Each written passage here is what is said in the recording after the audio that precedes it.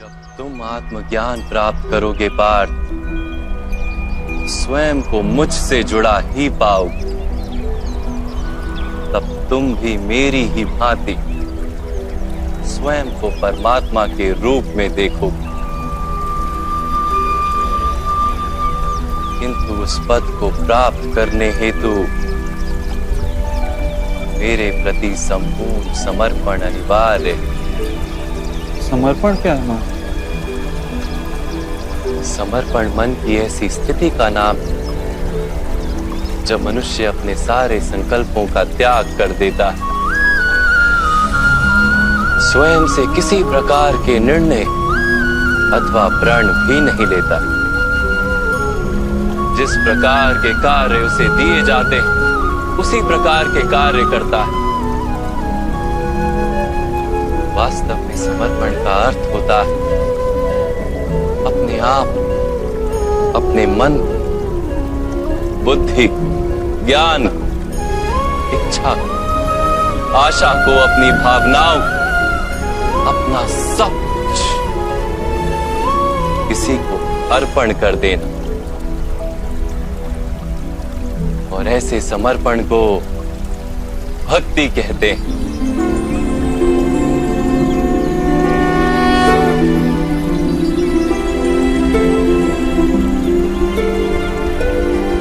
पत्नी का समर्पण पति की ओर, योद्धा का समर्पण सेनापति की ओर, एक शिष्य के हृदय में गुरु भक्ति होती है। क्या ये सारी भक्तियां एक समान, क्या सबको ईश्वर की प्राप्ति होती है? नहीं पार्थ, मनुष्य जिसके प्रति समर्पित होता है उसी के रूप में ढलने लगता है। उसके मन में कोई संदेह, कोई प्रश्न जन्म नहीं लेता।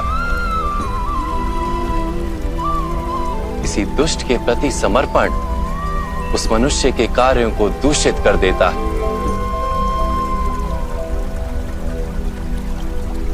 अंगराज कर्ण ने धर्म को जानते हुए भी युद्ध सभा में पांचाली को अपशब्द कहे। जो 5-5 पुरुषों के साथ संबंध रखती है, वैश्या होती है ऐसी स्त्रियां, वैश्या होती है ऐसी स्त्रियां। उसका कारण था अंगराज का भ्राता दुर्योधन के प्रति समर्पण। इस युद्ध में उन्हें जो दंड मिलेगा वो किसी जन्म या जाति के लिए नहीं, अथवा एक दुष्ट के प्रति समर्पण के लिए उन्हें दंड मिलेगा। इसलिए हे धनंजय, समर्पण उत्तम के प्रति होना आवश्यक। उसी से मनुष्य उत्तम बनता है। लोहे की माला से अपराधी बांधा जाता है, पीतल की माला से मंदिर के दीपक को बांधा जाता है, और सोने की माला को आभूषण बनाकर गले में धारण किया जाता है। पति भक्ति, स्वामी भक्ति, मित्र भक्ति, ऐसी अनेक भक्तियां होती हैं पार्थ, किंतु सबसे श्रेष्ठ भक्ति तो परमात्मा की भक्ति होती है।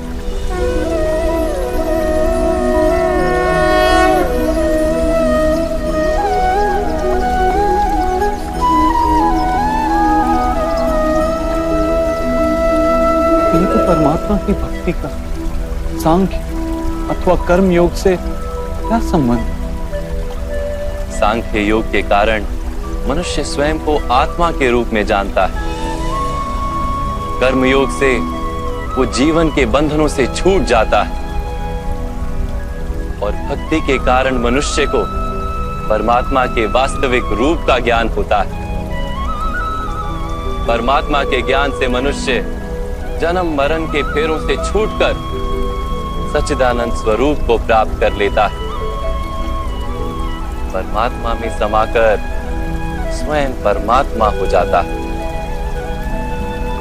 जैसे जल की छोटी सी बूंद जब सागर में मिलती है तो स्वयं सागर बन जाती है।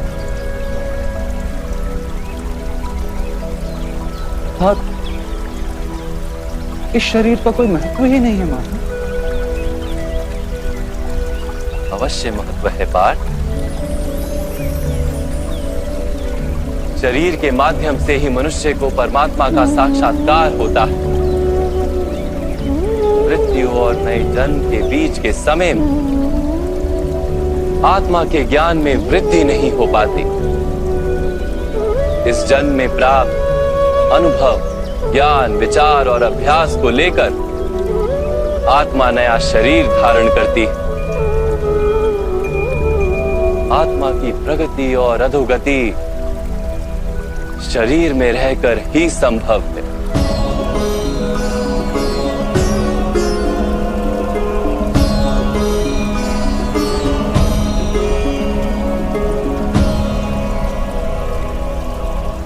परंतु माधव, यहां उपस्थित व्यक्तियों का वध करके क्या हम उनके उद्धार की संभावना को नष्ट नहीं कर देंगे?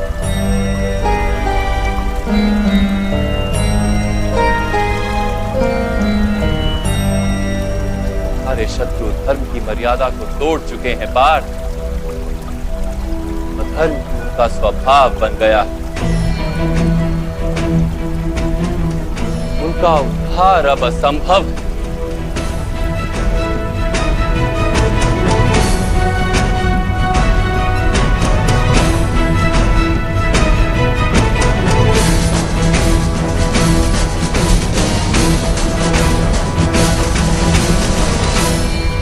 अपराधी को एक सीमा तक ही उद्धार का अवसर दिया जा सकता है। मैंने शिशुपाल के 99 अपराधों को क्षमा किया था, किंतु 100 अपराधों के पश्चात उसे दंड देना आवश्यक था।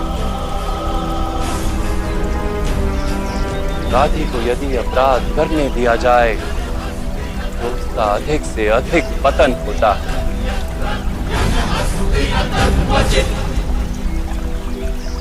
उसे अधर्म से रोकने में ही करुणा है धनंजय। ये आत्माएं मरेंगी नहीं। अधर्म से दूषित शरीर का त्याग करके नया शरीर धारण करेंगी और उस शरीर में उनकी प्रगति की संभावना अधिक होगी। इस विचार से यदि तुम युद्ध करोगे तो वो उचित है। मनुष्य का शरीर उसकी संपत्ति भी है और मर्यादा भी। धर्म के मार्ग पर प्रवास करने वाला मनुष्य अपने शरीर को शुद्ध करता है और उसके माध्यम से आत्मा का साक्षात्कार करता है। इसी को क्षेत्रज्ञ संबंध कहा गया है। मैं इसका तात्पर्य नहीं जान पाया माधव। जब मनुष्य ये जान लेता है कि उसका शरीर एक भूमि का टुकड़ा है, अर्थात क्षेत्र है, और वो उस शरीर में रहने वाला, उस शरीर को समझने वाला अर्थात क्षेत्रज्ञ है, तब वो शरीर के माध्यम से अपनी प्रगति साध पाता है। आत्मा शरीर में रहकर 3 गुणों का समतोलन करती है। तमस को घटाकर सत्व को बढ़ाने का उपाय करती है और ईश्वर की भक्ति करके परमात्मा के साथ एक हो जाती है। ये कैसे की जाती है माधव? क्या समर्पण ही भक्ति नहीं? नहीं पार्थ, समर्पण तो भक्ति का प्रथम चरण है। वास्तव में भक्ति किसी कार्य का नाम नहीं, वो तो केवल मनस्थिति का नाम है। आवश्यक है कि मनुष्य जब तब यज्ञ, याग, यम, नियम, योग और स्वाध्याय के माध्यम से अपने अंतर को शुद्ध करे और परमात्मा के प्रति समर्पित रहे। मनुष्य अपने सारे कार्य, सभी कार्यों के फल, अपने जीवन का प्रत्येक श्वास परमात्मा को समर्पित करता रहे।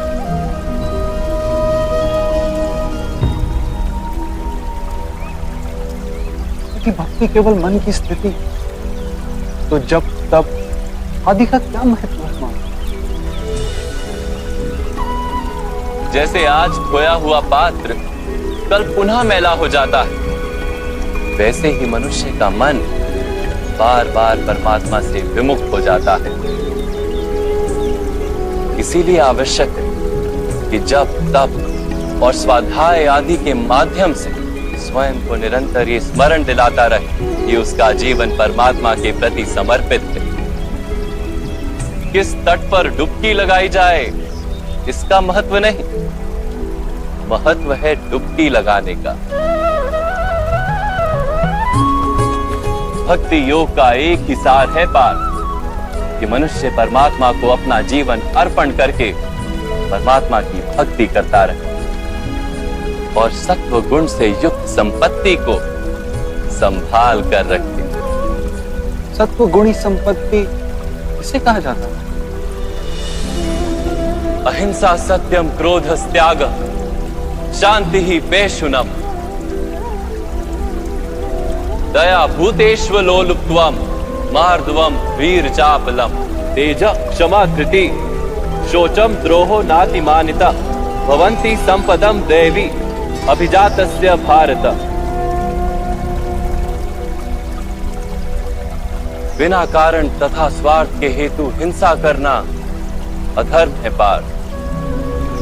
वास्तव में अहिंसा ही परम धर्म है और उसके साथ सत्य, क्रोध ना करना, त्याग, मन की शांति, निंदा ना करना, दया भाव, सुख के प्रति आकर्षित ना होना, बिना कारण कोई कार्य ना करना, तेज, क्षमा, धैर्य, शरीर की शुद्धता, धर्म का द्रोह ना करना तथा अहंकार ना करना, इतने गुणों को सत्व गुणी संपत्ति या दैवी संपत्ति कहा जाता है।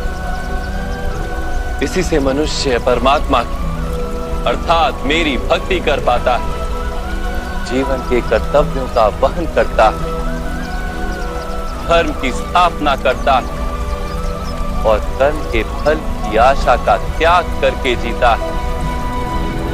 उसे मैं निस्संदेह इस जन्म में संतोष देता हूं और मृत्यु के पश्चात अपने ही अंतर में स्थान देता हूं।